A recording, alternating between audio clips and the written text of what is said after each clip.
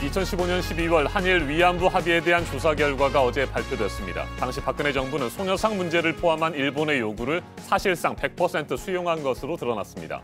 불가역적 해결이라는 표현 역시 이면 합의를 통해 들어갔습니다. 외교부가 아니라 청와대의 결정에 따라 합의와 관련한 모든 것이 좌우됐던 걸로도 확인이 됐습니다.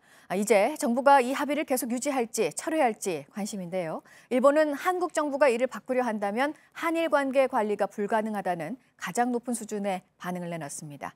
12월 28일 목요일 아침엔 박현주 기자가 첫 소식 보도합니다.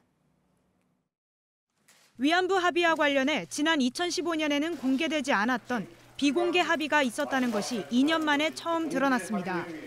양국 간 합의 내용에는 외교장관 공동기자회견에서 발표한 공개 합의 내용 외에 소녀상, 제3국 기림비, 성노예 표현과 같은 비공개 내용이 들어 있습니다. 당시 윤병세 외교부 장관은 이면 합의 의혹을 부인한 바 있습니다.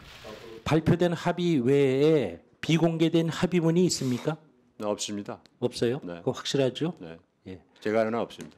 뭐 누차 말씀드렸습니다만은 짤막하게 대답하시죠. 합의된 거 그 이상도 그 이하도 아닙니다.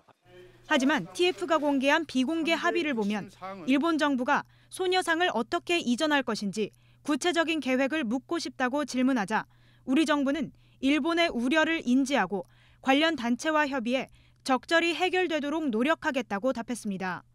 이외에도 정대협 등 단체를 설득해달라는 요구에 관련 단체가 이견을 표하면 설득하기 위해 노력하겠다고 답하고 제3국에 설치되는 기림비에 대해 일본이 적절하지 않다고 지적하자 우리는 지원하지 않겠다고 약속했습니다.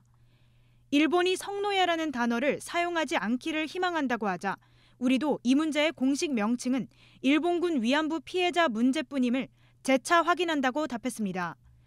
당시 외교부도 내부 회의를 통해 해당 내용이 부작용을 불러올 수 있어 수정이나 삭제가 필요하다고 결론냈지만 결국 합의문은 그대로 체결됐습니다. 일본 정부의 출연금 10억 엔도 명확한 객관적 기준에 따르지 않고 피해 할머니들의 의견 수렴 없이 책정된 것으로 파악됐습니다. JTBC 박현주입니다.